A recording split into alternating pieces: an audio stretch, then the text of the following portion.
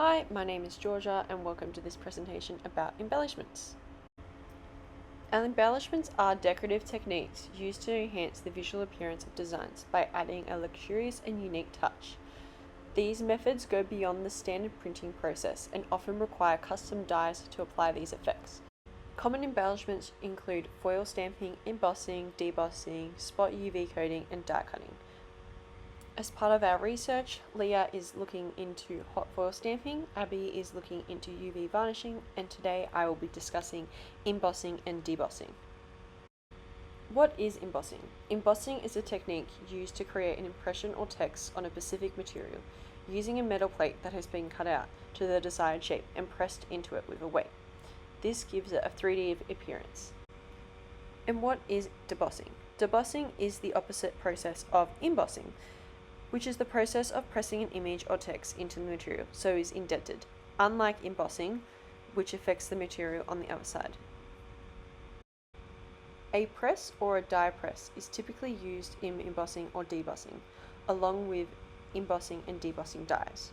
When embossing, a female plate and a male plate are pressed together with the material between, creating an impression on the surface of the material. When debossing, a male plate is pressed in to form a negative space by pushing the material downwards. Each time an embossing or debossing effect needs to be applied, a new custom-made die needs to be done for each process. Embossing or debossing can be seen all around us when we are shopping. High-end brands use embossing or debossing on most of their products or shopping bags. These add a touch of luxury and exclusivity. The embossed logos is often paired with a foil stamping or a spot UV for the added touch of elegance. Many invitations, including weddings or business cards, often use embossing. Blind embossing is probably the most popular one, which creates a very elegant detail showing creativity, real luxurious and sophisticated invites. When browsing through a bookshop or a vinyl store, you'll often notice the special editions, featuring embossing or debossing covers. These elements are also becoming very popular on cookbooks as well.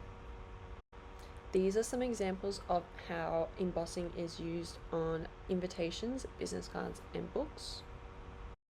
These are some examples of debossing on paper and books. As you can tell, the designs are very simple but also give that touch of elegance.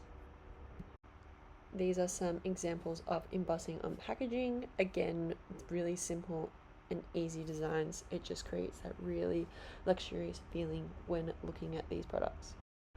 Some examples of debossing on packaging. These are examples of some embossing on plastic and debossing as they are used on everyday products. It is something that you'll see every day. There is many types of embossing and debossing. Blind embossing is probably one of the most popular ones, as it creates a really unique shape and doesn't use any colouring, so it is just the embossing that is creating those highlights and shadows. Foil embossing and debossings are achieved by applying a thin layer of foil on the embossed shapes. Adding the hot foil creates a shiny effect and adds depth. Photographic embossing is where the computer graphics are replaced to create a 3D effect. This adds depth and texture to the image as each pixel is embossed. It's often used to enhance the appearance of photo albums, greeting cards, and artistic displays. Multi-level embossing is where different parts of the design are raised to various heights, creating a 3D effect with multiple layers. This adds a lot of depth and texture to the image. When it comes to embossing and debossing, there is a lot of limitations and strengths. Embossing strengths includes adding texture and depth to the design, enhances the branding and feeling, creates a high quality appearance, and is a lot more durable. Embossing limitations include a limited detailing, as you can't go into too much depth or fine lines. It does cost a lot more, as you do need to create a new die for each embossing.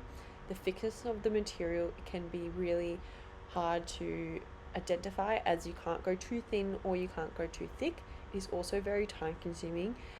Debossing strengths add texture and depth. You can also customize the depths, so you can go a lot deeper and thicker.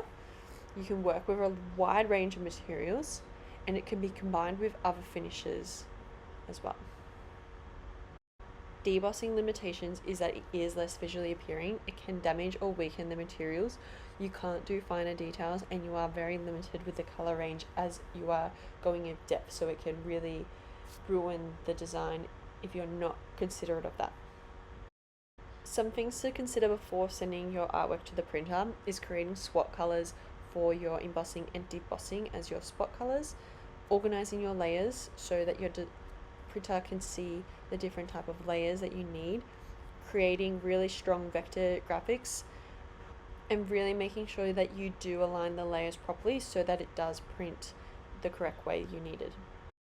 This is the mock-up I have created for Ziggy Ramone's Human event for the Melbourne Writers Festival. This is a little postcard that would be given out at the event where people will be able to take this home. I've used some blind embossing on the front to create a really simple and unique design, and using a bold colour for Ziggy Ramone's name.